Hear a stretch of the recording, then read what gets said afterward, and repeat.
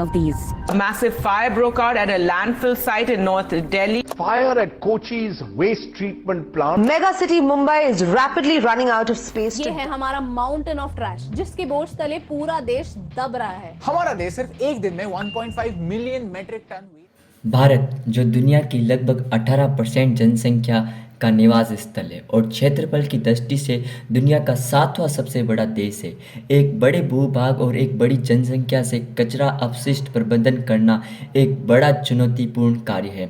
एक अच्छी तरीके से कचरा प्रबंधन प्रणाली न होने के कारण हमारे देशवासियों को हर साल अनेक प्रकार की समस्याओं जैसे गंभीर बीमारियां, वायु तथा जल व मिट्टी प्रदूषण जिससे हवा की गुणवत्ता कम होती है तथा साथ ही साथ मिट्टी भी खेती करने के लायक नहीं बचती। उसी के साथ आवारा पशु, कुत्ता, सूअर तथा अन्य इनकी संख्या में बढ़ोतरी हो रही है, जिसके कारण आवासीय कॉलोनी शहरों में आवारा कुत्तों के हमले लगातार बढ़ रहे हैं। भारत में 2020 की एक रिपोर्ट के अनुसार एक व्यक्ति हर साल लगभग 50 किलो अपशिष्ट इकट्ठा करता है। भारत में हर साल 60 मिलियन टन कचरे का उत्पादन होता है, जिसमें 43 मिलियन टन ही कचरे का संग्रहण हो पाता है, बाकी ऐसे ही शहरों व गांवों में पड़ा रहता है।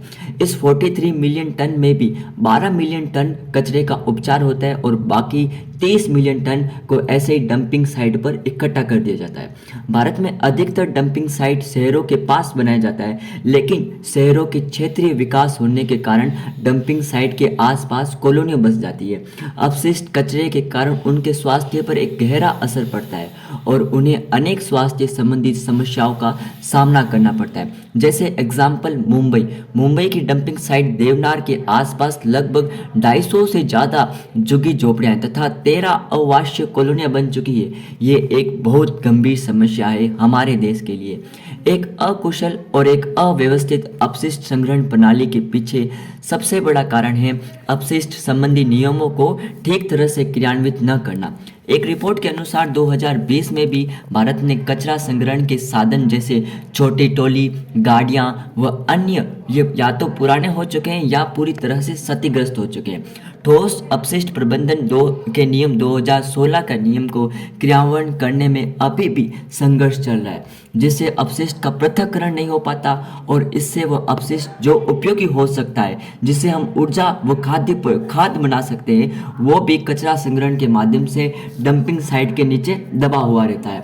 कचरा संग्रहण स्थल निर्धारित नहीं है और यदि निर्धारित है तो वहां पर कचरा पात्र की उचित व्यवस्था नहीं है, जिससे पूरा अपशिष्ट पदार्थ बिखरा हुआ रहता है। कचरा प्रबंधन से संबंधित हमारे देश में क्या क्या नियम है, आइए पहले उन पर एक नजर डाल देते हैं। पहला नियम, ठोस अपशिष्ट प्रबंधन नियम 2016। यह नियम नगर पालिका ठोस अपशिष्ट नियम 2000 को प्रतिस्थापित या फिर रिप्लेस करता है। इसमें प्रमुख था कचरे का पृथक्करण करना, सैनिटरी पैकेजिंग जैसे अपशिष्ट को अलग करना, उनका अलग उपचारण और उनका अलग निस्तारण करना। और 2022 में इस नियम में संशोधन भी हुआ, जिसके जरिए प्लास्टिक के उपयोग को कम करना और उसके अपशिष्ट के प्रबंधन, निस्तारण व उपचार से संबंधित था। दूसरा नियम वेस्ट टू वेल्थ पोर्टल है। वेस्ट टू वेल्थ पोर्टल, ये पोर्टल का उपयोगी विशेषतः तकनीक के रूप में किया जाता है। अपशिष्ट के उपचार की तकनीकी संबंधी जो जानकारियाँ है, जो शोध से संबंधित जानकारियाँ, वो हमें वेस्ट टू वेल्थ पोर्टल पर मिल सकती है। तीसरा, अपशिष्ट से ऊर्जा।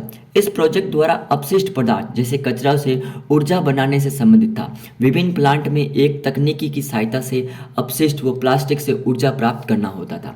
अगला प्रोजेक्ट रिप्लान, ये आज तक का सबसे अच्छा प्रोजेक्ट माना जाता है। प्रोजेक्ट रिप्लान में इस प्रोजेक्ट में 20 और 80 20:80 के रेशियो से 20 रेशियो में कपास के रेशे व 80 के रेशियो में प्लास्टिक के कचरे को मिलाया जाता था और इसके द्वारा कैरी बैग्स और बैग्स का निर्माण किया जाता था। फिर अगला प्रोजेक्ट है स्मार्ट सिटी। भारत गवर्नमेंट द्वारा 2015 में शुरू किया गया, आवास व शहरी कार्य मंत्रालय द्वारा इसे लॉन्च किया गया। यह एक सेंटर स्पॉन्सर्ड स्कीम है।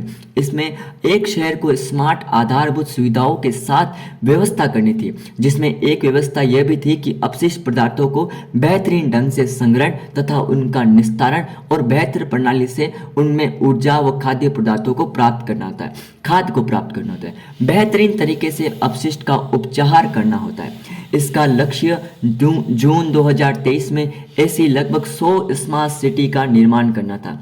यदि हम वायु व जल तथा मिट्टी प्रदूषण को रोकने तथा स्वास्थ्य संबंधी समस्याओं पर रोक लगाने के लिए अपशिष्ट का एक कुशल तरीके से उपचार तथा उसका मैनेजमेंट करना होगा।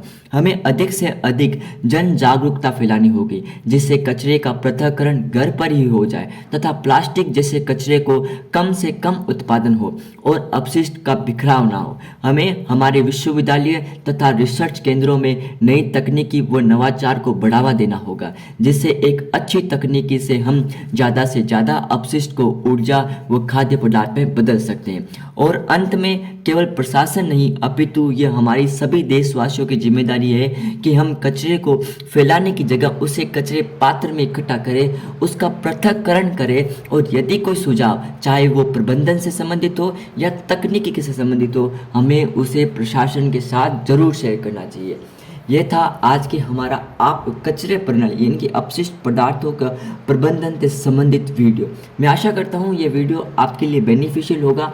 अगर इसमें कोई गलती हो छोटी मोटी तो प्लीज़ मुझे क्षमा कीजिए एंड